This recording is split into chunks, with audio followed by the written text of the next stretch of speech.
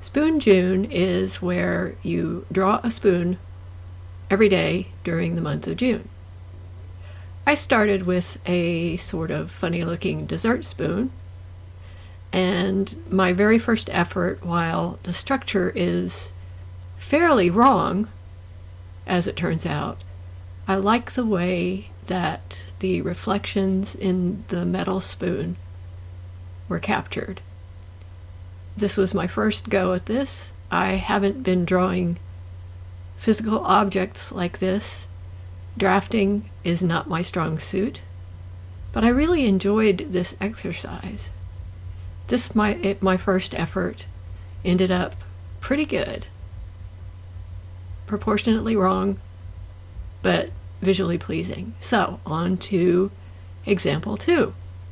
This was a pressed steel tablespoon measuring spoon that was set with its convex side down. No, convex side up. No, concave side on the drawing surface, so that it was the top of the spoon as you would use it. Confusing, yes, because I can't tell from my drawing which way it was facing, which was the problem. With this one, I used some of the quick shapes in Procreate. And when I got to the point where I was frustrated with the first effort, I turned it so that its concave side was facing, in other words, upside down, not the way you typically scoop using it. And I was getting a little bit of a better effort. I also put in a background that I hadn't put behind the initial one. And I was concentrating on this second effort to capture the reflected colors from the environment around it, because that, frankly, is what makes metal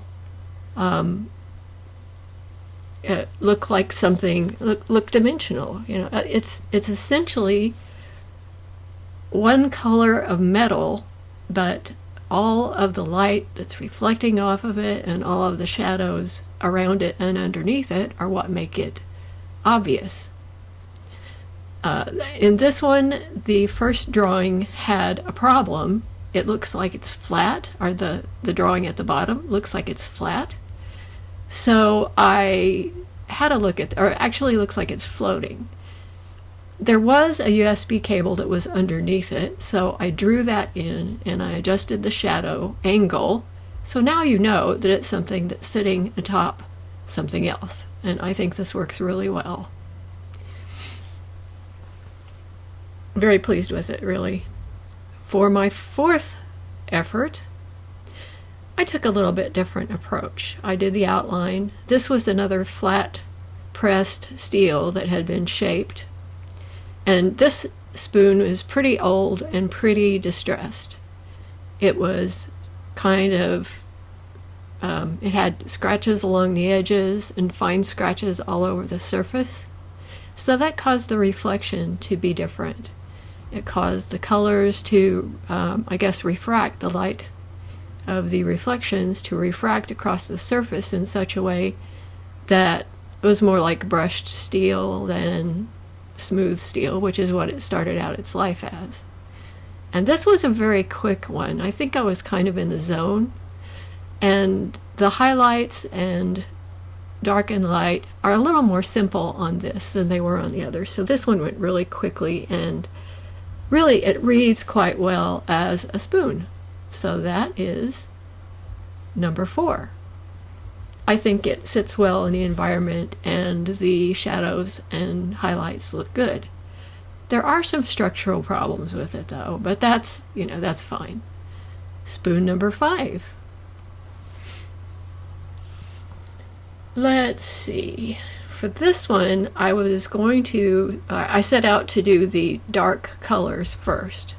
I laid in a really dark brownish red and drew in the shape and sort of the general idea of where the darks and lights were going to be. Now the handle on this particular spoon has kind of a round pointed end and a bit of a weird little curve down. This particular spoon has its business end sitting at the right, the right way, so that you could pick it up and scoop into something. In other words, the concave bottom of the spoon bowl is sitting on the surface.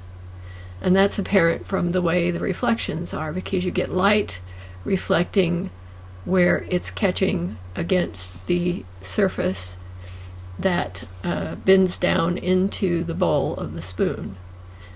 I really enjoyed doing this one because there was an interesting mix of softened reflections and hard reflections and highlights, and the fine tracery of scratching that was present in the bowl in particular of the spoon was pretty cool. The reflection comes from a lamp that I have that's an LED light that is a wide bar of LEDs, and so it creates some really interesting specular highlights for the drawings that I've done. But this one is really successful. I managed to correct the angle of the handle in such a way that it looks fine. I'm really happy with this one. And on to the next. The next spoon, let's see, which one was it? I believe this is one that I set up to do in, yes, this one I set up Procreate Symmetry drawing guide. Now, the reason I did that is because I'm not really that great about drafting things. So I used symmetry so I could get the shapes on either side of the Art Deco sort of design of this spoon right. Now, the drawback to that was that you can't really, once you've set it up in symmetry, if you want to, say, use the liquify tool to move things around, you have to turn the symmetry feature off. And I did that and made some adjustments, but that was, I had a little bit of a learning curve in Procreate there. But between the symmetry, getting the shape more or less like I wanted it, this one was interesting too, because this is an even older spoon with more scratching, fine scratching all over the surface. And so you can see that that makes the reflections much duller, and there's a lot more spreading out of the light going on because it's all being caught in all of the fine scratches on the surface. So this was a really interesting one to do, and although it's not exactly right because it's kind of supposed to be kind of in perspective, again, that's something that is apparent now looking at it. But that means that what has happened is that I can now see that is not quite exactly right. And that's one of the things about this exercise. You practice and you say, this is, this feels good, this looks right, this is working out. And yes, it's working out, but there are still some problems. And that's something that the finished product is right there. Again, very happy with that. I think that when I do it again, I will try without symmetry on and see if I can capture it. So the next spoon, I think this is the 6th one that I've done. It's the same spoon that I worked on earlier that has an interesting handle that has a little bit of a curve at the very tip of the handle. And I have it crooked here, and I know that. I've kind of tried to move it around, and I'm going to straighten that out in a minute. But this one had a lighter undertone, basic undertone. Here I laid down a diagonal line that I can straighten up the handle portion of it, because although it does have a little bit of a bend to it, it is just not quite the way that it actually was. And so once I straightened that out properly, I went in and started working on the reflections and the shadows. And there is the end of the spoon that dips down towards the surface a bit, so it catches a shadow rather than highlight. And in this one, this is the back side, or the concave side of the spoon is facing up, so the the surface is coming out towards you instead of being, and that's what I'm trying to capture in this. And this one worked really pretty well. There was a lot of interesting colored light going on, and the thing was that as these were done, I would do them in little bits over the day, so the light changed, which actually was helpful because it helped me really understand how the light changes when the sun moves through the sky or it becomes evening, and you're getting different reflections, and the way that those reflections work in the metal depends on how actually flat it is. So this piece was, I think it was the prettiest piece that I produced in this particular series of drawings, and perhaps a little bit still not quite where it needed to be shape-wise, but it really looks like metal, and I think that was something that I did successfully in all of these, even though the shape in this case is a tiny bit in perspective and the curve of the spoon itself may be a little wonky. That's okay.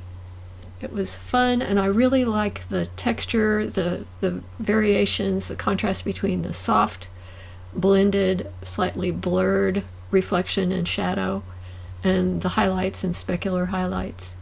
I think it was a pretty successful piece.